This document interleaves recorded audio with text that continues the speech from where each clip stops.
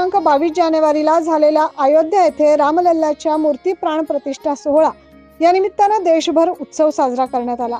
चाळीसगाव तालुक्यातील पिलखोड गावातही राम मंदिर मूर्ती प्राण प्रतिष्ठान सोहळा मोठ्या उत्साहात साजरा केला। गिरणा जल फाउंडेशन आणि जगन्नाथ धाम चॅरिटेबल ट्रस्टच्या वतीनं 22 जानेवारी रोजी गिरणा नदी पुलावर दोनही बाजूस दीप प्रज्वलित करण्यात आले। पुलाच्या बाजूस भगवे झेंडे देखील लावण्यात आले। यामुळे संपूर्ण पूल भगवामय झाल्याचं पाहायला मिळालं।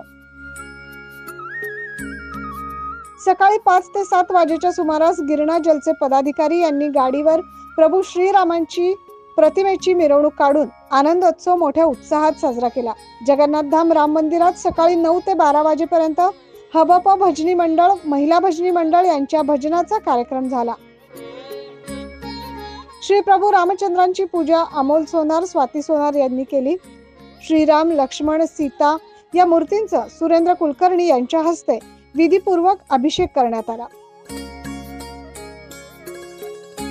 या कार्यक्रमानिमित्त दुपारी प्रसाद वाटप करण्यात आले, तर सायंकाळी 7 ते 8 पर्यंत भाविक भक्तजनांनी महाप्रसादाचा लाभ घेतला।